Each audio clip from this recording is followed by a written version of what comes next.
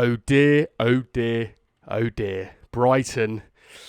We might be in trouble. Welcome to Seagulls Central. My name is Adam MacDonald and welcome back to my channel. If you're new here, thank you very much for clicking on this video. And if you've been here before, welcome back. Please, before we begin, if you're a Brighton fan, if you're enjoying the channel and you've not already, and you want to be part of the fastest growing Brighton fan community out there on social media, hit that subscribe button, get in the comments, get in the likes. I really, really appreciate your support because we've got a difficult conversation to have today around Brighton and Hove Albion and where the team go from here after a very difficult start to the season. A start to the season which I think on paper many fans would have said would be one where we might be able to get 6 points from the first two games, maybe even 4 points would have been a realistic outcome. To come away from it with only 1 point and a very, very poor performance at Everton today, it's quite sobering and it asks a lot of questions, mainly around goal scoring, mainly around chance creation, what we're offering in attack, what we're essentially not offering attack. Have we kind of promoted the wrong players through into the first team too quickly? Are we not starting the right players?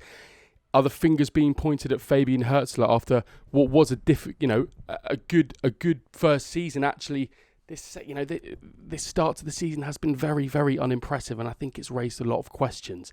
Let's start with the lineup. The lineup, very, very unfortunately, we saw no Georginio Rutter in the starting lineup. Obviously, having been such a big part of our pre-season, such a big part of our attack. All the conversations that we've had around our attack haven't been whether we play Rutter or not. It's about how we ultimately get the best out of him. We know that he's going to be one of our best attackers this season, and he has been out with an injury this week, apparently picked up in training. It sounds like it's an innocuous one. It sounds like he's one where he's going to get through it in the next few days. It's not a long-term injury, but it kept him out today at the Hill Dickinson Stadium.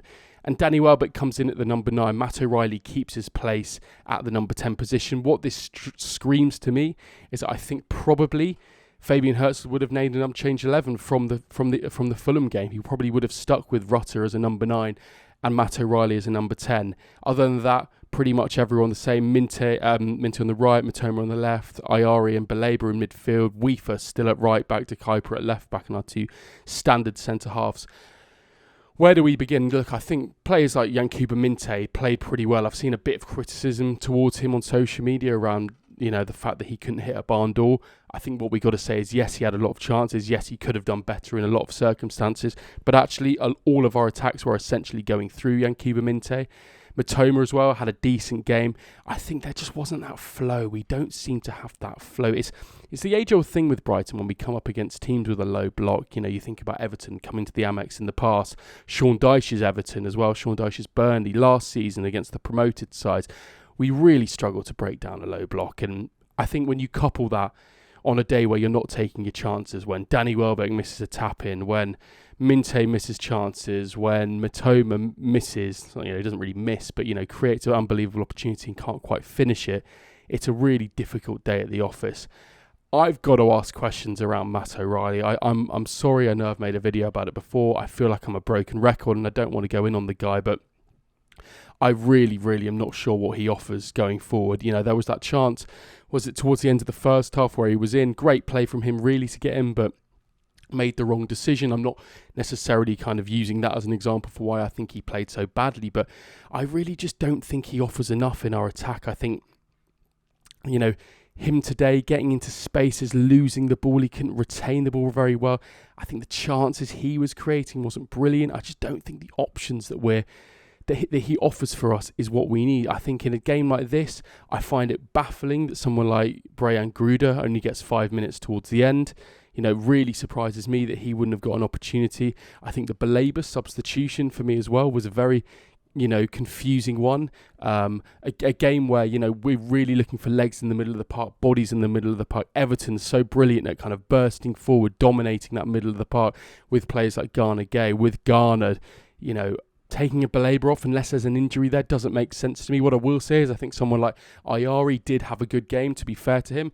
I thought for all of the kind of conversations I have about Ayari and about how maybe Hurzeler picks him too much, and I find it a little bit baffling. I thought he was very energetic. I thought he was quick. He was sharp. He played one-touch football.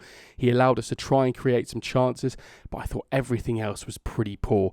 Obviously, you have the Danny Welbeck penalty, which, at the best of times, it's a poor penalty. It's a poor penalty. And yes, there'll be a conversation around, should someone like Matt O'Reilly be taking that penalty after the penalty that he scored last week against Fulham? I think that's certainly a question that needs to be raised. However, I was in no doubt when I saw Danny Welbeck step up. I think he is the club's penalty taker now that we've lost João Pedro. I think Matt O'Reilly obviously was the penalty taker last week when Danny Welbeck wasn't available.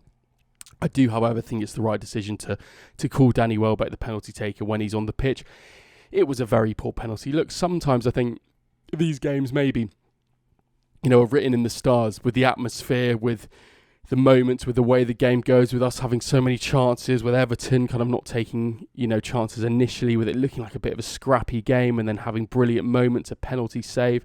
Maybe it's just one of those unfortunate moments for us, a bad day at the office. But I will go as far as saying I think it probably is one of the worst performances I've seen Brighton, put out under Fabian Hurzeler. I thought we looked weak, we looked bullied, we looked, there was a real lack of physicality, losing all the second balls. I thought creating chances, yes, we did have a lot of chances. We did have a couple of decent chances that we didn't put away, but I thought we looked very meek going forward. We were relying really, for me, on players like Yankuba Minteh just getting in beyond his man whenever he could. Whenever he put the ball across the box, there was always an Everton player getting there. I didn't see much movement for our attackers, players like Matt O'Reilly, Danny Welbeck, not really doing enough for me to get on the end of them. I thought we looked meek. I thought we looked poor. I thought we looked really, really poor. Where does this leave us? I think particularly if you look at our attack going forward, let's set the context here. Obviously, João Pedro, Jorginho Rota, Minteh, Mitoma was a brilliant attack last season, supported by players like Welbeck in the first half of the season, obviously Evan Ferguson as well.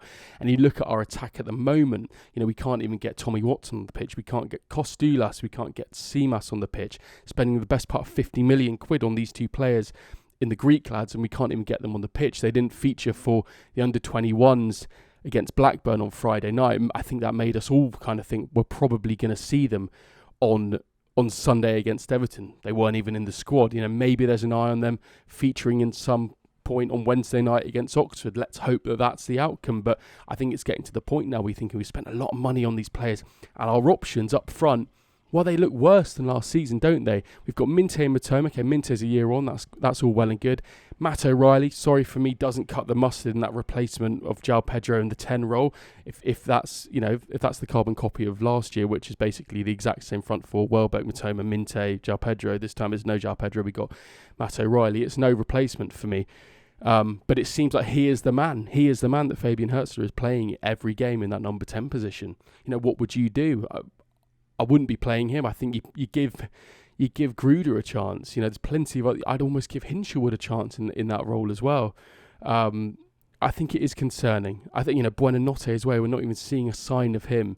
Not even on the bench. But I think generally just the performance was poor. We lacked intensity for a lot of the game. We lacked tempo. We lacked ingenuity. We lacked creativity, and it is a little bit concerning. I think going into starting the season, you think things could be very, very different, couldn't they? That Fulham game, playing pretty decent, being able to get over the line, with that penalty goal, probably maybe not deserving the win, and then it all coming crashing down. It's been compounded by today. Of course, I think a lot of us were going to expect a difficult game at the Hill Dickinson. We were always going to expect that. Massive atmosphere, and Everton side who are slightly rejuvenated this summer. But how things could be so different. I think Brighton now could be in the relegation zone, if results don't go their way for the rest of the day and into Monday night. Where does that leave us? Man City at the Amex next week. I think it could be a difficult start to the season. We could be seeing ourselves going 3, 4, 5 games without a win, and then where does that leave things?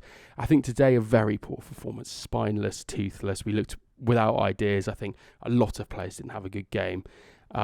But maybe midweek will provide us with an opportunity to kind of assess things, refresh things, give a few players on the fringes a bit of an opportunity, and we can kind of work out where our best 11 really lies. Will players like Gruder get an opportunity? Will the Greek lads get an opportunity? Can we see a bit more of Kadioglu? Can we see maybe Veltman back in at right back? Can we see, Coppola, Biscaglia? I think the Weaver, right back situation, it looks like it's kind of worked, but I also think in games like this, we need a bit more composure. We need a bit more physicality in midfield, and maybe this would have been a game to bring him in the middle. I think right back, him against Grealish, it was we've seen in the past Veltman do so well against Grealish, and I think Weaver in this game, I think it was ran ragged a little bit.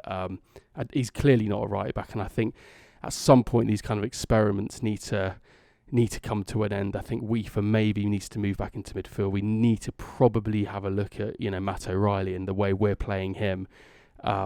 But it's a tough one. It's a difficult result to take. It's a tough result to take, but we're going to have to take a medicine on this, go into the next one against Oxford and try and, see if some of these players can provide us with a bit of spark, a bit of hope that we can maybe take into the next few games. The next game's going to be very, very difficult, very difficult. All I'd say is the only kind of saving grace is that perhaps coming up against the Man City, historically in recent seasons, we've had good results against them, particularly at the Amex. You think about last season and who was the star of that night. We all know who that was, Matt O'Reilly. So maybe it can throw up a surprise result for us. But City looking good.